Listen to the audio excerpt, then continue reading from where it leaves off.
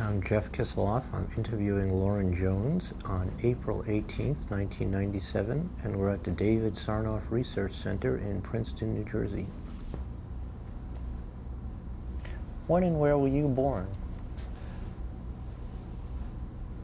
Pardon me, I couldn't tell you said when or where. I'm sorry about that. I said both. When and where were you born? Yes, I was born in 1905 in St. Louis, Missouri. What did your parents do? My father was in the manufacturing business, and my mother was merely a mother. When did you first become interested in radio or electronics? An uncle of mine gave me a Christmas present which none of us understood. We could not tell what it was for. I was probably 10 years old. We had to ask for help to find what it was. It was a small crystal radio set. They were rare even in those days. How did it work, a crystal set? Well, after we learned how to operate the cat whisker on the crystal, we were able to pick up a station in St. Louis, and from some Mississippi steamships, which all had radio. That was a very important and large commerce operation at that time. So this was around 1916, 1917? Yes. And so you could hear voice transmissions? No, there was no voice at that time on there, only telegraph, dots and dashes. So there was no voice yet? None. Do you remember the first time you heard voice over the radio? Well, the few years after I first received this set, and I did hear voice, and finally heard voice as far away as KDKA in Pittsburgh. Wow. All the way from St. Louis? Yes. And what did you hear on KDKA? Some music, to our great astonishment. It must have been magic radio. It was. A lot of people didn't believe it. They thought it was a fake. During one of the boxing fights, I've forgotten which one, when information came to St. Louis only by telegraph and a little bit slow, I received it by radio right from the KDKA and went to a large meeting of the local citizens and told them that so-and-so had won the fight, and they wouldn't believe me. Now, people set up their own transmitters. Didn't you set up your own transmitter? Yes, eventually I became a radio ham, so to speak, radio amateur, and set up my own equipment, built my own tower 90 feet high, all out of wood, and increased the power of my set to be over a kilowatt, and transmitted to a great many states, and that was all in code, all in telegraphy. Later, I added on the telephony feature. When did you add that? Do you know when? How old you were?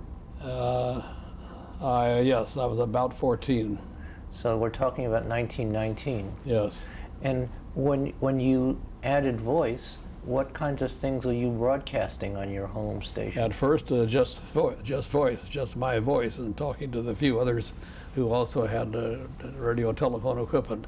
Then a friend and I would put out piano and violin concerts. He played the violin and I played the piano, and we would transmit from our house like a broadcast station. And you used it. Tell me about a spark transmitter. Well, that was an impressive thing to see because of the spark, which was very powerful, very loud, very bright, but as the way to make radio frequencies, which in turn were the type that would radiate out of an antenna. So spark transmitters were very popular in those days. That was before the invention of practical vacuum tubes. Mm-hmm. They made a lot of noise, didn't they? Tremendous. Did they also dim the lights of your home? They did. In fact, my father had to have a special transformer put in outside of our home on the main power lines in order to keep all my neighbors from also having dim lights every time that I pressed the key. How far away was your radio station heard? Not very far in the spark days. It was heard in California once or twice, but very seldom. Mostly I communicated around the central part of the United States. But you could pick up stations all over the country. Once commercial broadcasting came in, you could pick up yes, that clear was channel different. stations. They had much higher power and could pick up stations from any place in the country. Did you go to? Did you make your own radios? Did kids make their own radios? Oh in yes, those days? almost entirely. I had to buy parts and make parts here and there, and end up with a complete radio set. The vacuum tubes, of course, we couldn't make, although I tried to make them and did make several. which took a lot of doing to get the high vacuum required to make it work. But in general, yes, we had to acquire the parts and assemble them ourselves. You would wind the coil of the transformer yourself? Yes, in fact, to make one transformer to make very, very high voltage just for spectacular purposes, it made 1.5 million volts. It would make sparks jump 2.5 feet, and that required a tremendous big coil. Had to be wound by hand, a coil that was this large and this big in diameter. Amazing. Did they use Quaker Oats boxes in those days? Yes, indeed. Strange to say, we did, just like the reputation. And where would you get the crystal from? I don't remember, but certainly some radio store in St. Louis had crystals. Could you use a crystal from your garden? I don't think we had any galena in our garden. The crystals were galena, which in turn is lead. Did you go to college? Yes. Washington University in St. Louis and later Stanford in California. Did you study electronics there? Yes. And with what did you hope to do with that? What I think it was my favorite hobby. Was my avocation for many years, well, for most of my life. And I simply found it more interesting than anything else that I could do. What did you hope to be in college? An engineer? What were you thinking? An engineer. And how did you get, what was your first job getting out of college? With the General Electric Company in Schenectady. They called it a test engineering title, which is what they called everyone who graduated from college and came to GE. They were all called test engineers.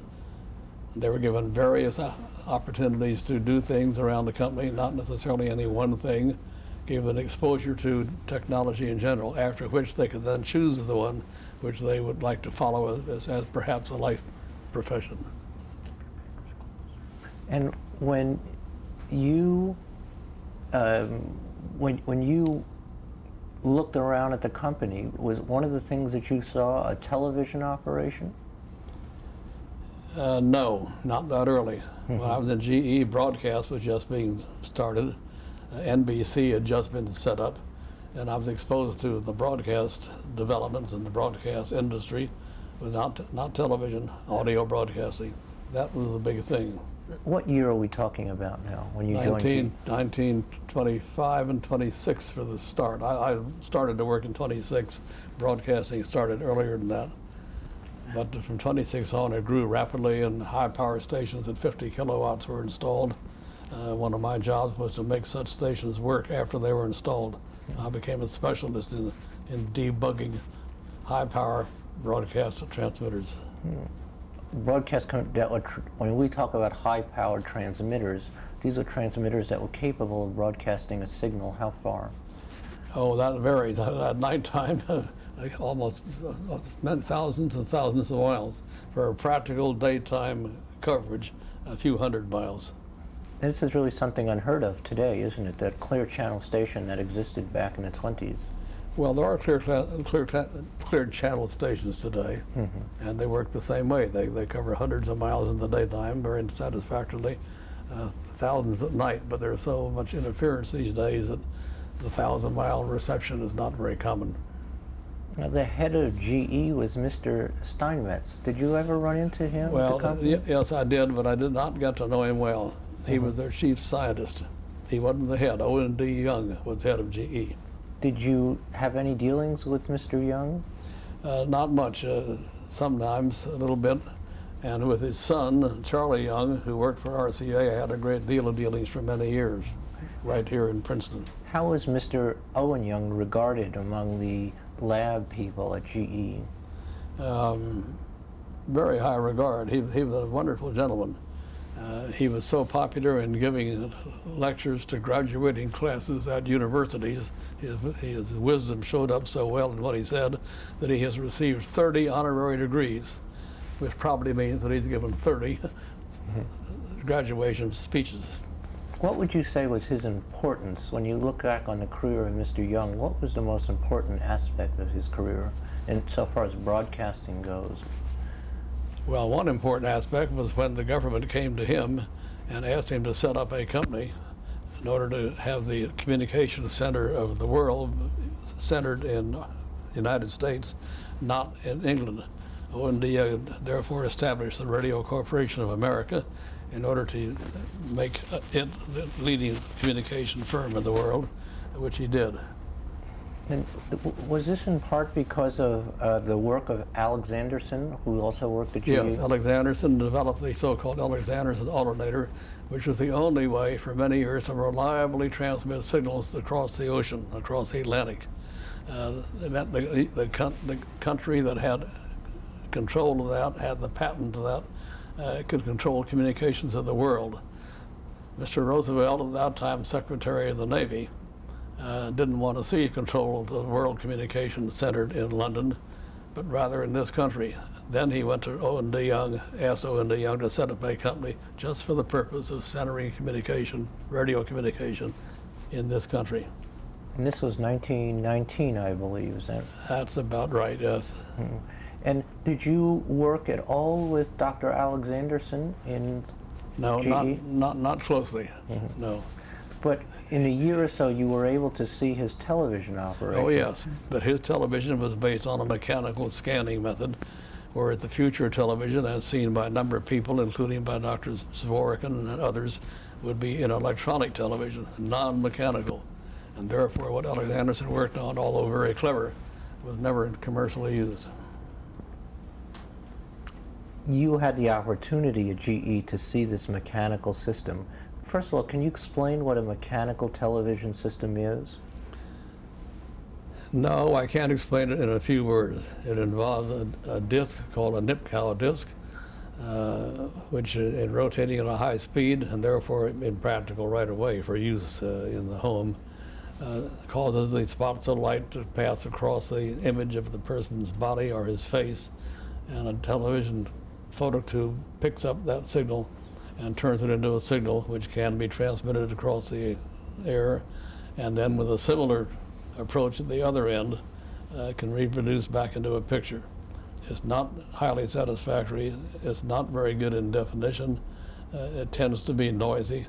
Altogether, it has the disadvantages of a mechanical system. So the receiver and the transmitter both have revolving discs, Yes. which rotate at the same speed. Yes. How large would the picture be on the receiver? Well, the first one I saw was at GE in 1927. The picture was 2 inches by 2 inches. It was very hard to tell what it was depicting. Was there a color tint to the picture? A green color, because that was the color of phosphor that one could put onto a cathode ray tube, which is easiest to do, so green was used. And how would sound be broadcast with this system? Just by standard sound means it can be a totally separate channel and broadcast in the normal way. And what were they broadcasting up in the labs there? What would they show? Oh, they'd show a man smoking a cigarette to show the motion of the smoke, things of that sort, and nothing very spectacular. Did you think this was the future of the world, this mechanical system? No, it didn't seem practical. Meanwhile, Dr. Rosen over in Russia, back in the early 1900s, had proposed that it would be done by electronic means with cathode ray, which were not impractical at the time. No one could make a tube to do what his patent called for, but he got the patent on electronic television, and people who studied it, particularly Dr. Zworykin, saw that that is the future, not the mechanical scanner. And he spent his life working on developing electronic means of accomplishing television. Today's broadcast, I believe, are 525 lines. Yes. What was the optimum amount of lines you could see on a mechanical system? Well, the optimum number they could produce, because there never was enough lines. I don't know. They may got maybe as high as 50 lines, but that's not a very good picture. So it would be mere shadows, would you say? Well, in a way, it depends on whether you're showing a great big object or some finer thing that requires more detail. Was Alexanderson proud of his system? Yes, he was. He was very disappointed when it never got into use. I'm sure he later agreed when he saw the progress made with cathode ray, all electronic television, was pleased then that his system was not the one to win out.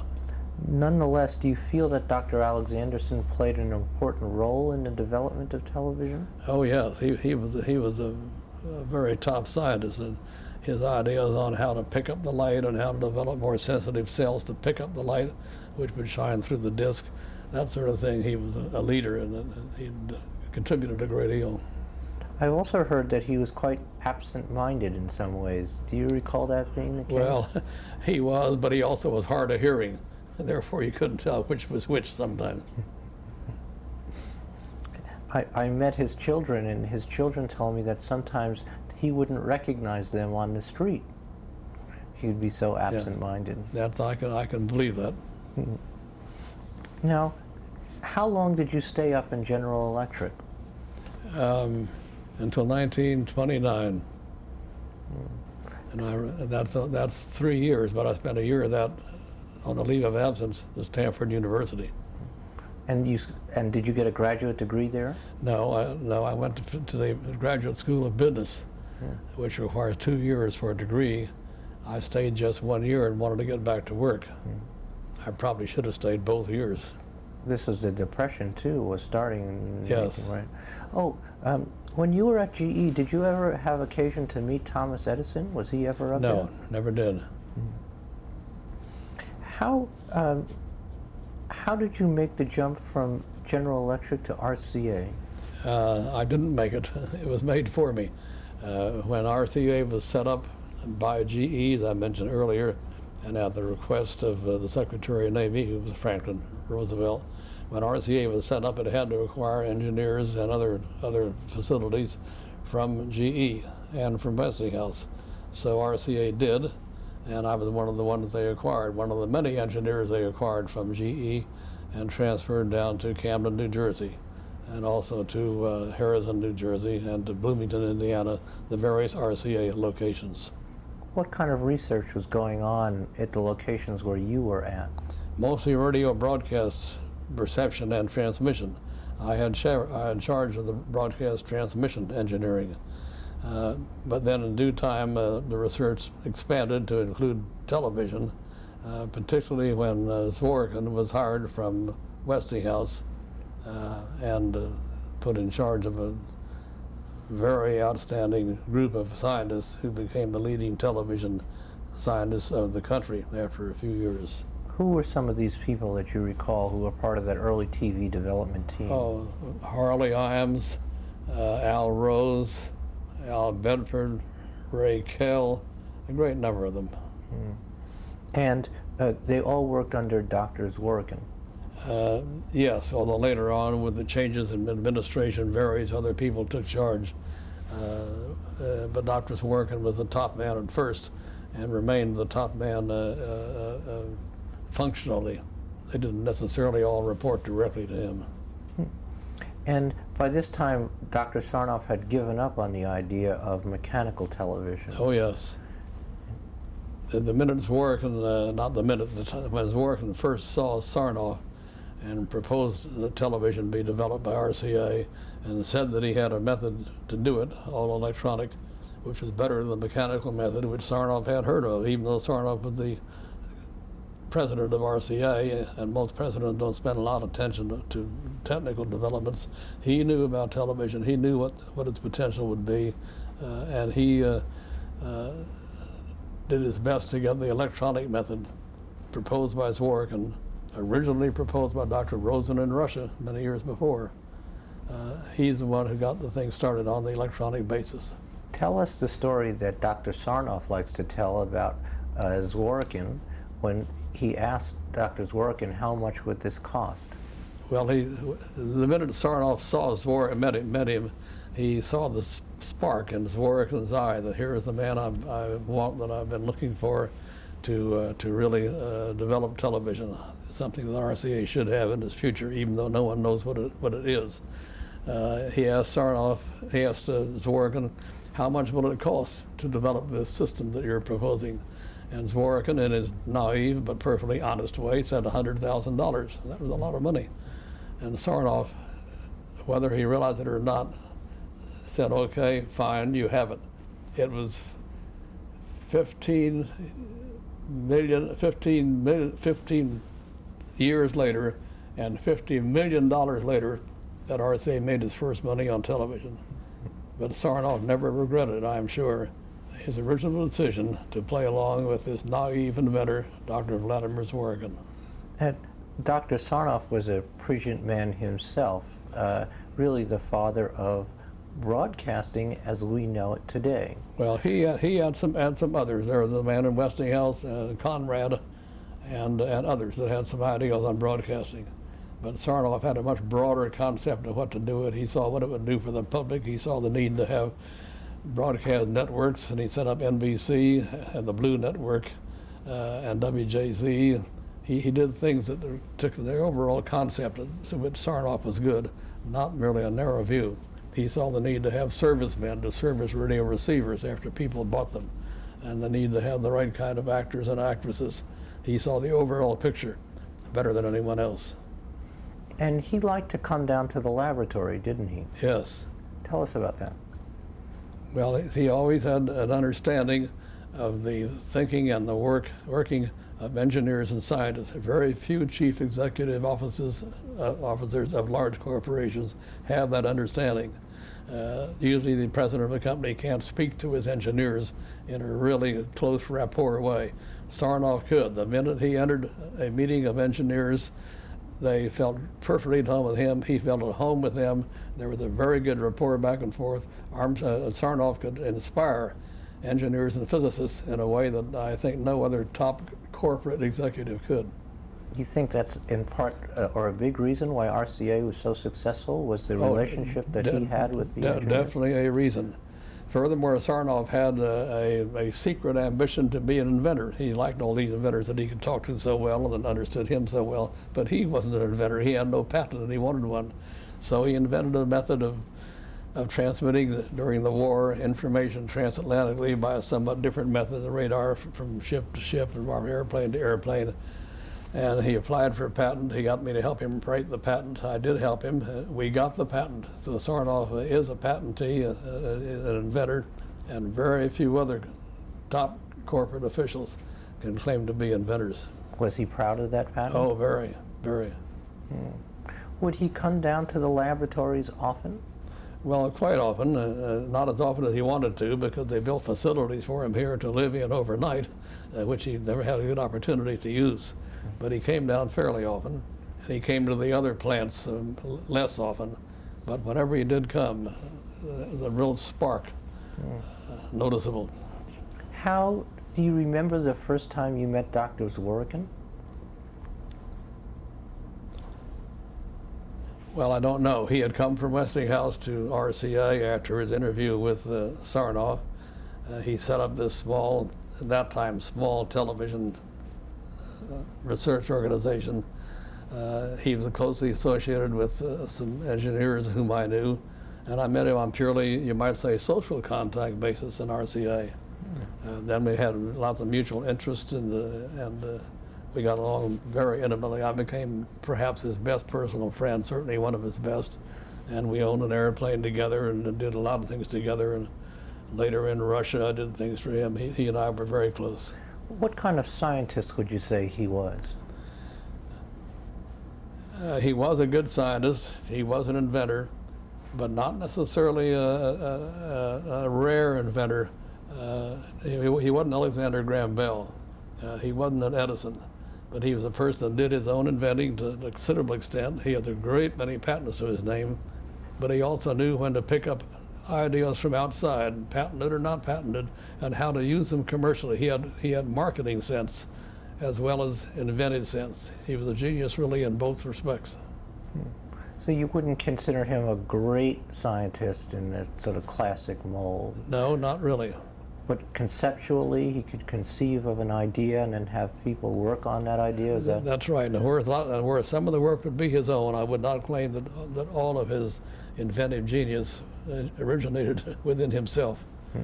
But he knew how to use other people's inventions also in a profitable and proper way. Tell us about him as a pilot. Well, he turned one over, didn't he? Well, yes. He said the airplane made a mistake until it landed on its back. He said the brakes didn't work right. But he was a rather odd kind of pilot. I wouldn't frankly say he's a very good pilot, and that's really my fault. I taught him how to fly. So if he wasn't a very good pilot, I should blame myself. Was he not a careful pilot? Well, he tried to be. He was an odd pilot. I think a lot of things Russians do were odd. He was an odd pilot. Did you once say that you were with him when he turned it on his back and he came out of the plane? What happened when he came out of the plane? I wasn't with him that time, but a friend of mine saw this right in the airport. He put on the brakes too firmly, so the airplane went over on its back. And so when he loosened the seat belt, he of course fell down, straight down, with his head hitting the ground. And he swore in Russian for a while. By that time, my friend would come up to help. He swore in Russian, but he finally straightened things out, and they straightened the airplane out after quite an effort. At one point, he had the chance to visit the Vatican, didn't he? Can you tell us that story? Well, he was being given an award. He's been given lots of awards. This one was by the Pope, who was giving awards to the outstanding scientists of the world. So the Pope at his country place, Castello Gandolfo, outside of Rome, had invited the leading scientists, and they were standing in a line. Most of them were there. Edison was not, he had died. Marconi was not, he had died. But most of the outstanding scientists of the world were there. The Pope gave a medal to each person, and with the Pope was a little man with a pillow, and on the pillow were the various medals to be handed out. So the Pope would go from person to person and make a brief comment, and the little man would hand a medal to the recipient. When they got to Zworykin, the Zworykin gave his name. The Pope didn't know him personally, and the little man handed Zworykin a medal.